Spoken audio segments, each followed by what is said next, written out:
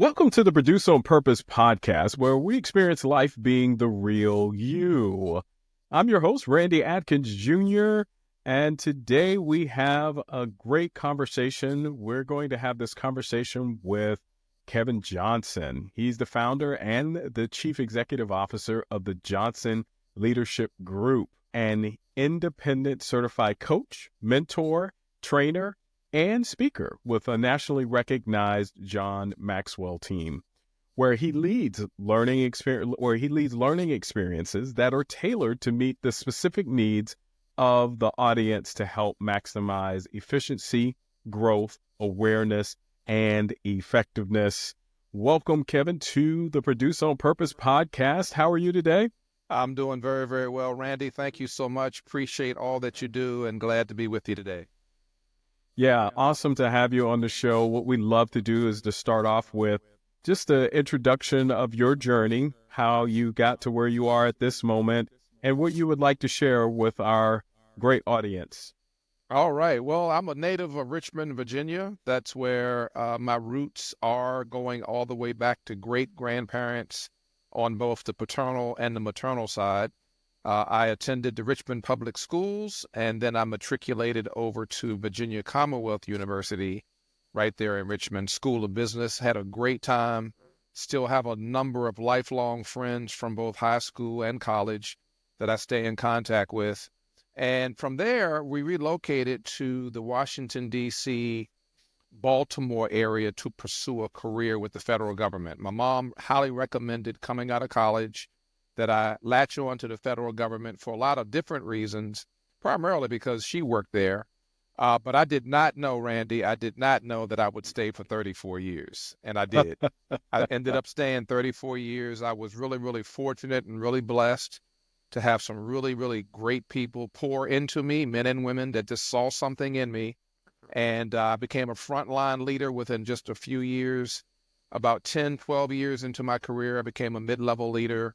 And right around year 20, I became a senior leader. In my last 14 years in the federal government, I got a chance to serve at the senior level and do a lot of interesting assignments, not just here in the United States, but I got a chance to travel across the globe to a number of different military commands.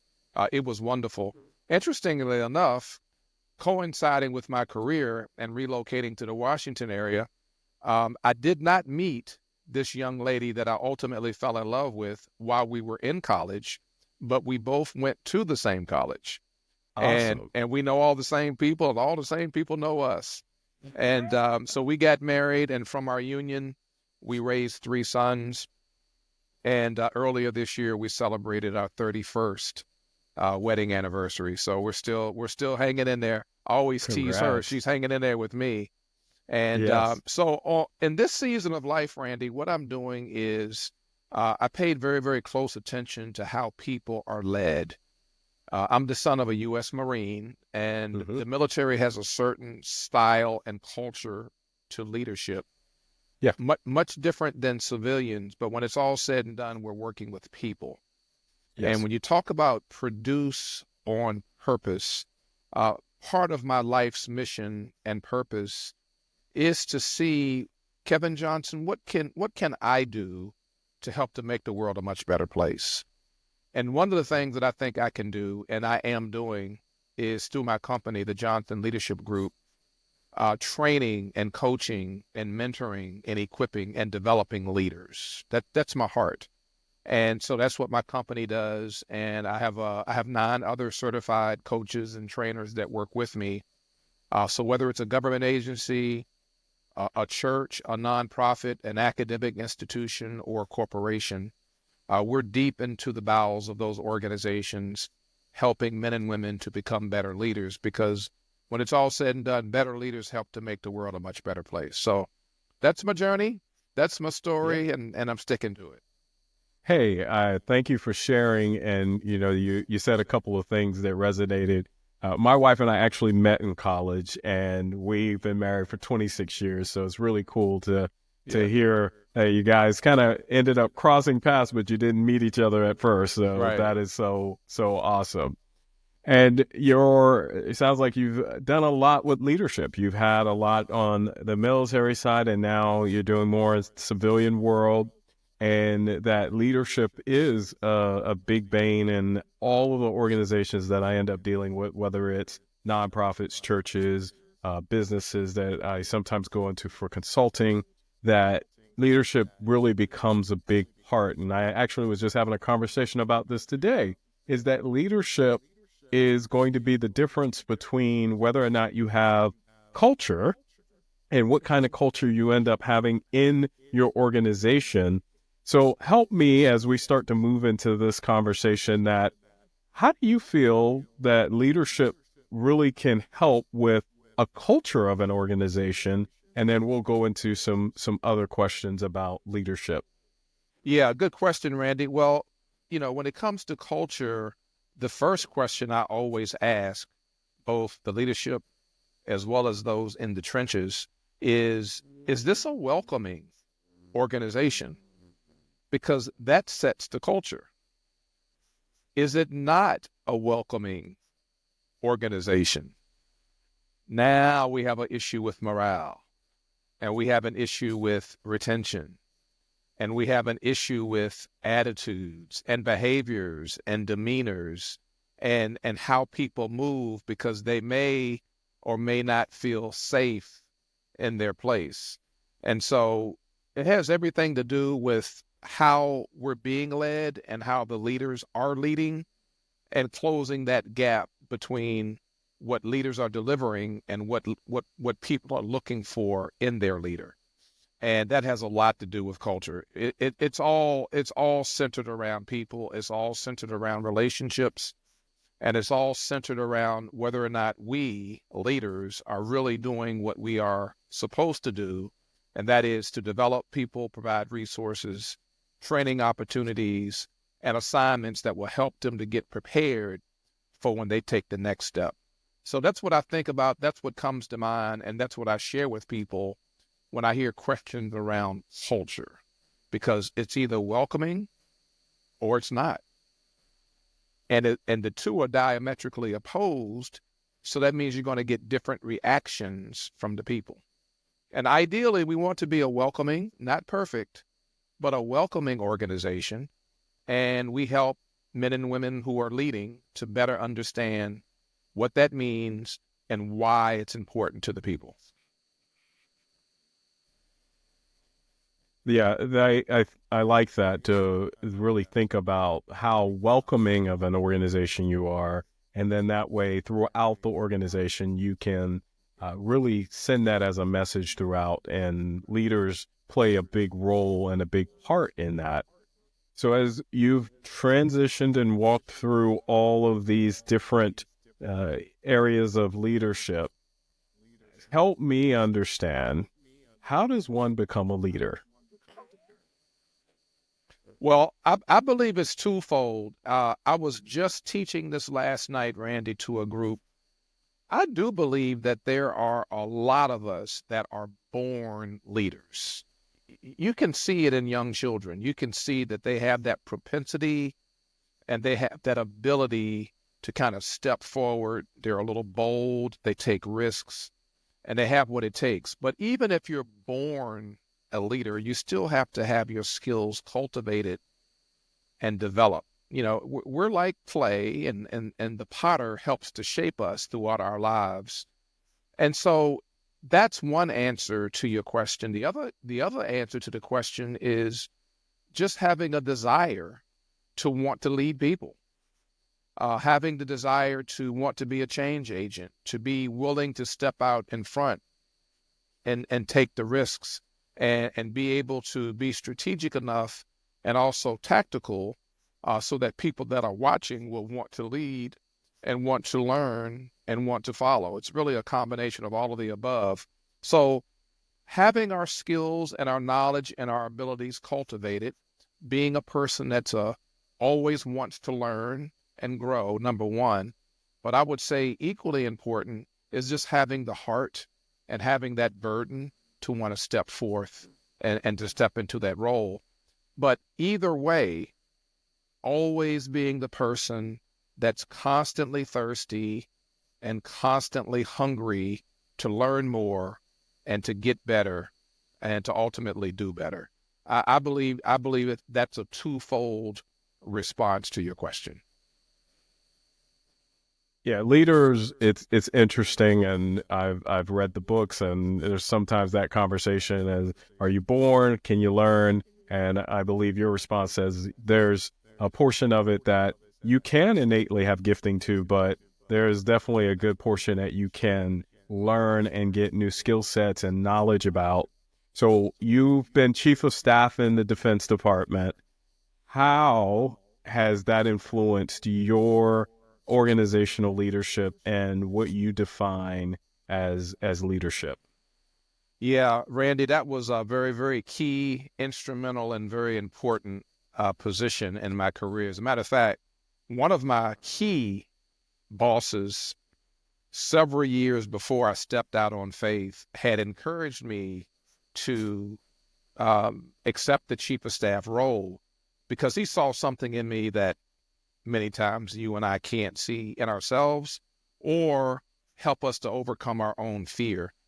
And historically, I saw chiefs of staff being misused and abused by people that were more senior than them. And what I come to learn is that that was based on that organization's dynamics. And that was just based on what I saw. When I stepped into the role of chief of staff, it was really absolutely phenomenal. It's like sitting on top of a mountain and being able to look down because you oversee so much. You don't just oversee the staff, but you oversee all Hmm. human resource activities, security, property, facilities, all the training. You oversee all of the IT and the automation.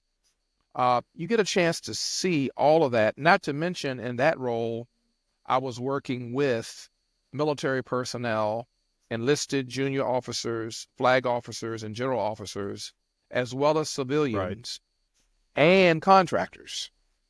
So those that were there in the government facility working on behalf of their company who won a contract, their culture is much different than the civilian culture, which is much different Right. than the military culture. So being able to see all of that, all of those dynamics at the same time, and be able to lead and manage and operate both tactically and strategically really, really opened my eyes. You're talking about a civilian culture where we're very opinionated.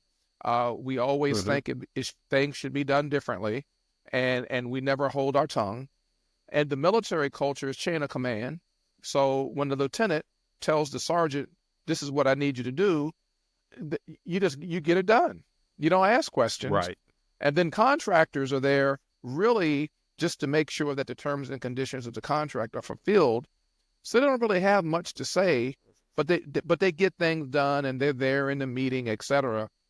And so the different functions that I had a chance to oversee, as well as taking care of the staff and stepping in and out of three different cultures, all simultaneously every day as a chief of staff for almost 3 years, really, really positioned me now to do the work that I do, because I can honestly say I've seen it all. Right. And so it prepared me. It prepared me for the work that I'm doing today. That's awesome. I have, had some experiences in the a more bureaucratic type organization where you gotta do this, and it is a particular chain of command or command and control, as we sometimes call it. And then I've also been parts of nonprofits where everybody's there for a common goal, but you can't fire somebody because they don't want to do it, but you have to then lead with influence. And it's very different when you have all of these different groups. And then I understand contracting because, sometimes you're on a contract and, everyone's just trying to work on the particular contract. So you're really managing contracts and services. So, wow, you had to have very diverse, different leadership, principles for all of those. Over your career now, what would you say is a good leadership philosophy to have, and how do you approach a position where you are in a leadership position? How do you start off and really get in there and make sure that you're going to be able to lead properly? Yeah, so that's a really really thought provoking and one of those open ended type questions because I could go so many different directions. But one of the first things that came to mind, Randy, as you were talking, one of the first things, and there's so many, is being intentional and deliberate about wanting to establish relationships with those that you are entrusted to lead. Now, that's a mouthful, and there's no cookie cutter approach to it, and there's no monolithic way to approach it because we're all different.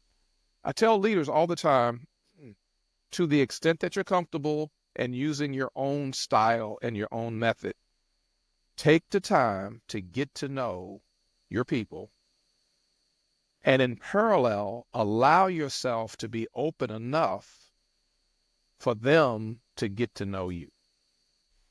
Ooh, And for me, for Kevin Johnson, it's just frequent informal conversations. yes. How you doing today? How things going? I really appreciate how you handled that project. Thank you for volunteering for that task. I'm really glad you're on the team. This team wouldn't be the same without you. Or, how's it going today? How you and the family doing? Anything I Hmm. can do to support? If so, just let me know. You know, I'm always available for you. If I'm not around, just let Sally know, my admin, and I'll make sure that I get back with you. These are just informal ways without having to get somebody on the calendar and sitting down in the conference room. That's a little bit too formal. Just an informal conversation, whether they're teleworking or whether they're there with you face to face, to let people know that I care. Right. You mean something to the team and me. I value your contributions. Your opinions matter.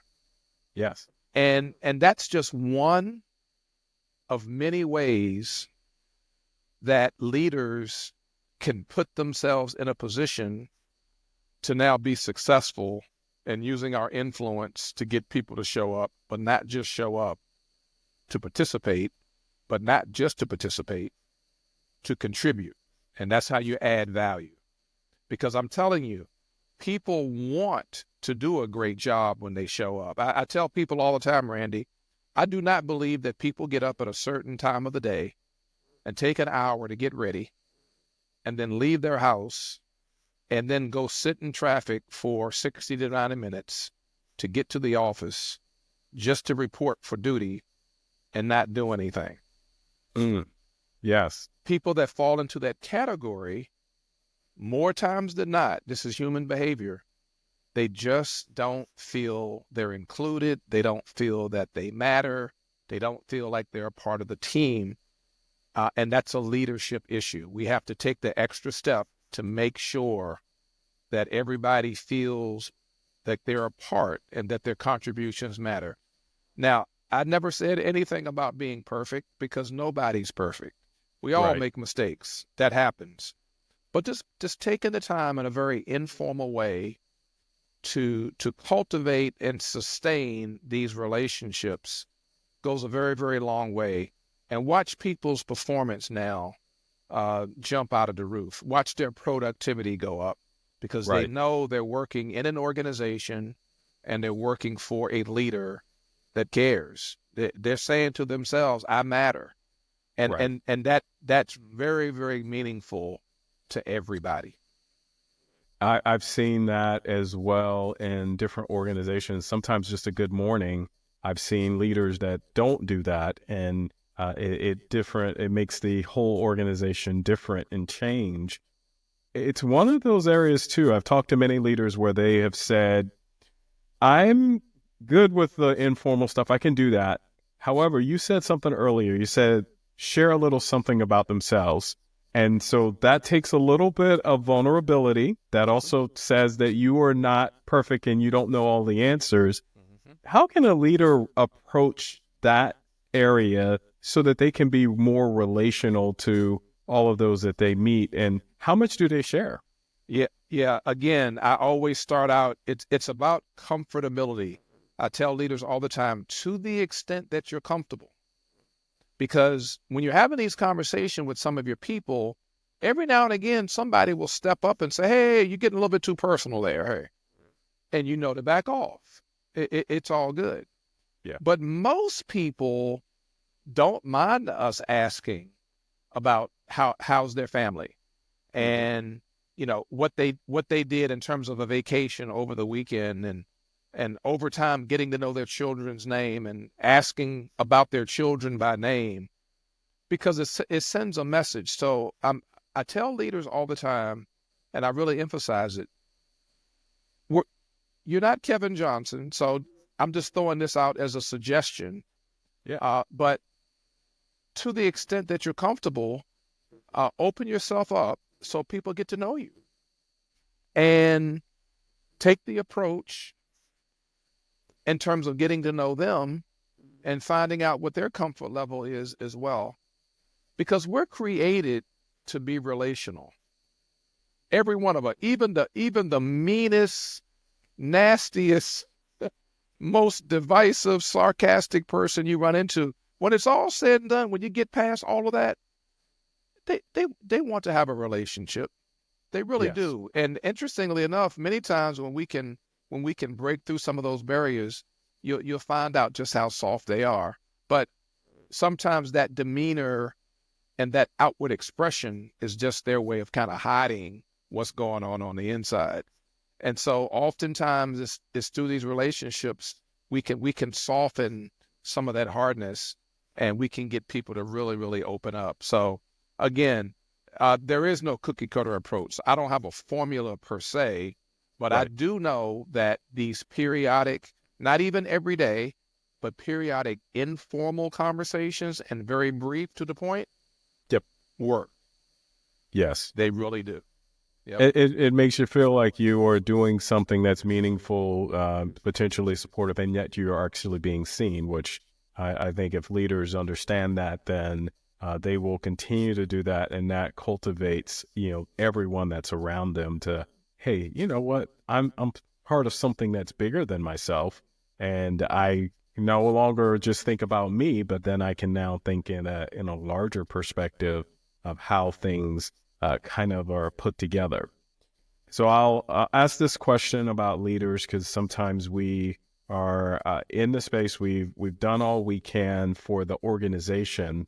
What are tips that you have for the leader themselves? Because we know that we talked about sports just before we jumped on here. All sports have coaches. Yep. In order for you to be the top of what you do, what's your take on what leaders should have in their support system and who they should have around them in any position, whether they're executive or going down to management or even the supervisor? What should they be having around them to help them continue to become better? Yeah, I believe that our sphere of influence includes 4 people minimum. And here are the 4 people minimum on the job. Your boss, in terms of just developing a good working relationship with your boss, making sure your boss knows that you have his or her back. They can call you in at 15-minute notice to say, I got called away to a meeting. I need you to deliver this briefing for me.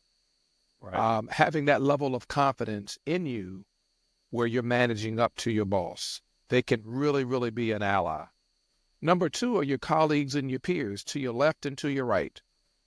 Those that are at your level, they may be in different work roles and they have a different job description, but you have developed a relationship with them because they are a peer and a colleague. And there should be at least one to your left and at least one to your right where you can confide in, you can have conversations with. They know that you have their back. You know that they have your back, and have that kind of relationship as you go forward. Because we always have questions and we always need help and we always need some support that will come from a colleague, a trusted colleague. And then the 4th person within your sphere of influence should be somebody on your staff, somebody on your team that you are actually responsible for in terms of monitoring their performance. So at least one of your direct reports is Mm-hmm. part of your sphere of influence that you should have in your corner that you can rely on and they can rely on you. Mm-hmm. Not giving favors, not giving any type of an unfair advantage, but just somebody that you can really count on and lean on. You can send them an email, an instant message, give them a call, or have a hallway conversation about whatever the topic might be. So Yeah, I like those are that. the force. And what's happening is you draw the circle. You're in the middle of the circle. Upwards is your boss. Downwards is one of your direct reports, and to the right and to the left is a colleague and a peer. Those are the immediate four that come to mind for me that I share with all leaders. And then, of course, above and beyond that is a cadre of mentors who can speak into your life, plural, more than one, and also a coach, an executive coach, someone who's qualified, has the credentials, has the experience, know what they're doing, will tell us the truth, keep us accountable, and give us assignments, right? And the difference between the coach and a mentor is that with the coach, you're doing most of the talking. The coach is just asking open-ended questions around, what's going on personally and professionally in terms of helping us to be better and to do better. Mm-hmm. The mentor does most of the talking and we do the listening because they're pouring into us as it relates to their accomplishments, their achievements, and their experiences. They're helping us to kind of watch out for those, what we call those, what do I call those? The danger zone or the mines. Don't step on those mines, right? Yes, What yes. organizations should you avoid? What people should you avoid? Understanding the politics of the organization, giving you a historical perspective. That's how the mentor helps us out. Landmines is what I was thinking about, Randy. Yes. Don't step on those landmines, and mentors can help us to navigate that. So it's a combination of all of that. That's why leadership is so incredibly important. Yeah. You have to put on your thinking cap and you have to think through this. It's not for the weak, it's not for the weary, but you have to be very strategic. You have to want to do it and you have to be prepared to do it because you're leading people and people are complex and complicated. But it's something that's needed. And with Yes. the right temperament and the right attitude and the right mindset, we can get it done. I've seen it happen. Yeah, it can be very rewarding, especially when number one, you see people grow, and number two, you see the organization or the mission or whatever you are trying to accomplish actually get done, and especially if you put in a lot of good work to whatever you're doing. Mm. So we're going to transition a little bit here because you've done some things that are dear to my heart, and I've written a book, and sounds like you've got some books. So the Give God the Glory book series has won numerous awards. What inspired you to write these books? And then I'll ask some other questions because you also have some other similarities with what I do. Yeah, yeah. So what started me on that journey, and we're talking about 23 years ago. So in 2001, I just wanted to share with book lovers and other people that promote literacy. I just wanted to share with people the goodness of God. And in part, I share my personal testimony, but for the most part, it's a teaching guide. It kind of walks us through know God and do the will of God concerning your life. That's the subtitle. That's how I all got started. I never Mm-hmm. knew that I would become a multi-author book. I never knew that these books would win these literary awards that they have over the years. But it's an extension of my career Mm-hmm. because in my career, I was writing articles that were consistently getting published in a national magazine that governs my career field. My Right. career field early on was acquisition, contracting, and procurement. And my articles would make it into those publications. And it gave me confidence in terms of being a writer and Yeah. the comments that I would get from the readers. So I went on a journey and started writing books. The very first book, it's only 6 chapters. And the subtitle is Know God and Do the Will of God Concerning Your Life. So I had no hesitation and no shame in sharing my faith and helping people as another means of getting to know God better and understanding that our relationship with our Heavenly Father is so key. It is so incredibly important. And then I got involved with book number 2 a couple of years later. And then before I know it, I was kind of cranking them out every year for a while. So all the way up into 2013, this particular faith book series, Give God the Glory, there's a study guide, there's a workbook, there are devotionals, and then they were available as ebook and also in print version as well.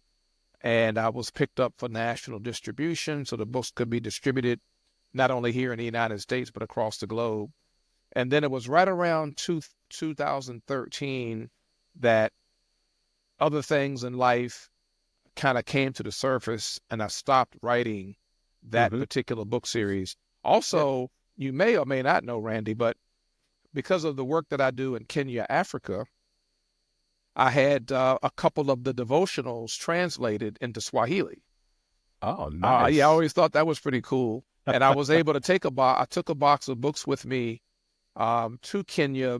This was probably back in 2015, probably. I took a box of books that were translated into Swahili, and I just left them there for everybody at no cost. So I'm really proud of that book series. It kind of got me started. I'm a nonfiction book writer. And then Yes. from there, other books were birthed as well. Well, that's phenomenal. Congratulations on in being able to do that and work that.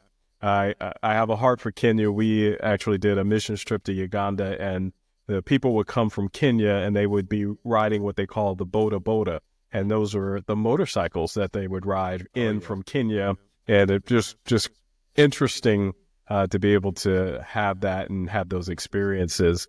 So you have multiple roles. I have a role that you're an author, minister, business leader. How do you balance all of that in your life? Well, I have a very simple answer when people ask me that. It's that when you do what you love to do, you just find time for it. Yeah. It's really that simple. Yeah. When you do what you love to do, you just find time to do it. And it probably helps that I'm early to bed and early to rise, and I've been that way all my life. So, when I get up 5:30, 6 o'clock in the morning, I have a lot of time to get things done before the family gets up.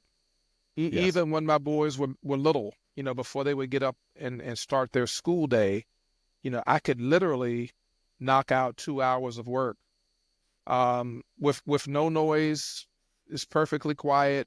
Nobody's around. I'm uninterrupted, and you can get a lot done in 2 hours. So that's really, I mean, even today in retirement, still have the same level of energy, the same zeal, the same enthusiasm to do the work that I do. I love all things leadership. I love all things God. I love all things writing books.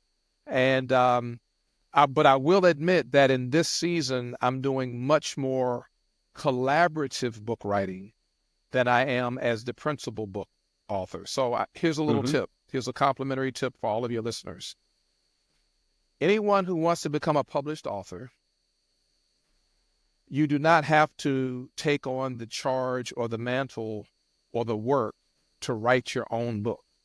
You can, but you don't have to. You can submit your story or your chapter to a contributor who's in the process of putting together a book. We call it everything from compilation to anthology. There's all different types of names, but you can be one of maybe 15 to 20 authors that submit their story. And now your chapter is part of that book that's going to be published, and you are now a published author. Right. So I do that. I do that as well. As a matter of fact, we just released the ebook version this past weekend called Leading with the Heart and Soul. And the emphasis is on leadership, but also humanitarianism. And these are authors from all around the world, There's 23 of us. Mm-hmm. And then we're going to have the official launch in Dallas, Texas for the print version in November, where all of us are going to be coming together and we're going to have a 5-day conference and we're going to do a book release. And that's another way to really become a published author. So I do quite a bit of that in addition to writing my own books as well. And it's just as fulfilling. It's just as therapeutic. You're helping all of these book readers and book lovers around the world. And you're also promoting literacy. I mean, you're doing everything that authors do. There's a purpose behind why we write, not just to get our name out there, but we Right. want to promote literacy. And Yes. we want people to get knowledge, and we want to heighten their level of awareness on this topic. So that's what. And so again, if you love it, you find the time to do it, and Right. that's how you do it. That's the balance. That's very interesting. I'm one that, of course, has all of those same types of roles in my life as well. And it's whatever you put as a priority in your life. And if you enjoy it, it's not work. It's just enjoyable. Why do we write? We put out a message. Why am I podcasting? We put out a message that will continue to help transform, change those that you're connected with. So as you're going through, you are in John Maxwell as a coach. How do you continue to grow and develop as a leader for yourself as you're moving forward? Well, Randy, there's one thing that is really, really key that I don't really think people think about too much, but I want to share it with your audience. It's the doing that generates so much learning. So let me give you an example. I think I started out in the very beginning with the introduction. Our clientele come from government, city, county, state, and federal, corporations, small to mid-size, churches, nonprofit organizations, and academic institutions. So I'm either on staff or I'm an adjunct professor at a number of different colleges and universities across the country, sharing tips on leadership. It's the preparation, the research, the study, putting the curriculum together, developing the PowerPoint slides, and trying to figure out which exercises and which videos that I'm going to incorporate into what I'm teaching and what I'm training. I learned so much during the prep time before I can even begin to think about pouring out to the clients that have entrusted me, that pay me to come into their spaces to train them. I learned so much. I mean, I prepare, and this is no exaggeration, I probably prepare for a good 30 to 40 hours just to deliver one day of training. Mm-hmm. And one day of training is not a full 8 hours because you build in 15-minute breaks and you Right. build in an hour for lunch. So it's not even a Right. full 8-hour day, but I put in, without exaggeration, 35 to 40 hours just to deliver 1 hour of training. So all that learning that takes place, and that's what makes it so enjoyable. And I learned so much in this journey, and I'm so excited about it because I get the opportunity, is what I call it, and the privilege to pour into others. They trust me. They have a high degree of confidence in me. They have faith in me, for me to enter into a contract and to pay me, and trust that I will deliver. And I'm excited about it, and I love it. That's awesome, and thank you for sharing that nugget of preparation, because sometimes I think that that is lost in just trying to always get out there and push and share information with people. But the preparation behind that is where a learning. I've always heard that if you want to teach someone, if you want to really learn something, try to teach it to someone. Mm-hmm. And so if you're going through that process of trying to say, well, how can I convey this message in multiple ways?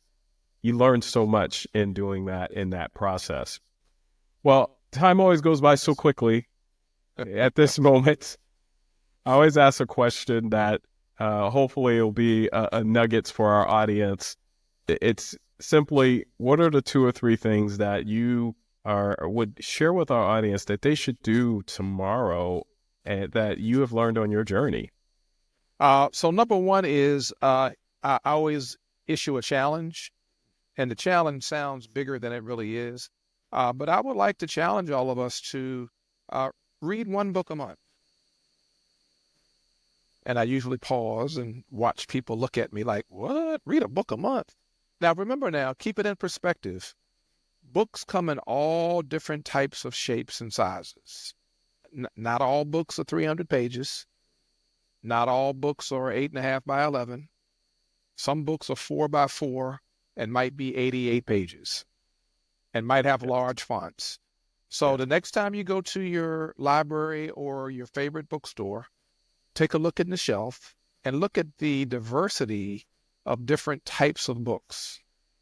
And I would submit to you that if you get into a habit of reading a book a month, soon and very soon you'll be able to increase it to 2 books a month. And the reason that I recommend that as a parting word is if we keep our minds active and we keep feeding it information, it's going to give us all of these different ideas that we can move out on. And it's going to share with us how we can fulfill our life's mission. So that's the first thing I would like for you to do. The second thing I would like for all of us to consider above and beyond that, because I'm at the point now where I can read a book on an airplane, and not even the round trip, but just one way. If I'm traveling from my home airport in Baltimore, if I'm going down to Atlanta, that's about a 2 hour and 10 minute. I can knock out a book just one way, and I can read another book coming back. So I can literally read 2 books on an airplane. So you can definitely read 1 book a month. The second thing I would ask for you to do is make sure that you take self-reflection and a self-assessment of where you are both personally and professionally. Another way of saying that is, do you have a way of really taking a close look and measuring where you are personally and professionally? And there's all different types of ways of doing that, but just take a self-assessment and do some self-reflection when you get a moment, and just take a look exactly how are things going on the job and how are things going at home. And it's going to give you some food for thought in terms of an action that you can take to get closer and closer to whatever those goals are. And the reason I do that is because every one of us has goals, dreams, and aspirations. We all do. The question is, are you doing anything about it? Until we do that self-assessment and that self-reflection, the answer is probably no. But we want to change that to a yes, or at least a maybe. And so I leave you with those 2 thoughts, Randy, when it comes to those parting shots. Well, thank you for sharing those, and I hopefully everyone in the audience will take that to heart of reading the book and also doing that self-reflection to become better. That's what we all should be doing, and we all should be measuring that and shooting towards that. So, Kevin, can you share with the audience how they can connect with you and get in touch with you in the future? Yeah, so the name of my company is the Johnson Leadership Group, where we do leadership development training, executive coaching, and we also do some DEI training as well. Our website is www.thejohnsonleadershipgroup.com, and then my email address is kevin@thejohnsonleadershipgroup.com. Feel free to reach out anytime, anything at all you need to know about the company. Just go to the website. You'll see the team. You'll see some of the work that we're doing, some of the events that we have. You can sign up for a complimentary 20-minute executive coaching session. We have a suite of master classes, et cetera. You'll see a list of our clients that we work with in the past and current. All of that is right there for you to make an informed decision. And we'd love to come out to your organization and offer some training to help the people to be better, do better, and ultimately lead better. Thank you, Kevin, for sharing that. And I definitely encourage everyone, go out, connect with Kevin, and make sure that you are becoming a leader. We've learned so much in this episode, from leadership to making sure personal development, understanding about really reading and balancing our lives. I really appreciate the literacy component of what's been shared today. And I believe that with all of what's been said today and what we have as a foundation, that we can utilize every bit of it to be better at what we do, to be intentional about how we move forward, and most of all, that we all will continue to produce on purpose.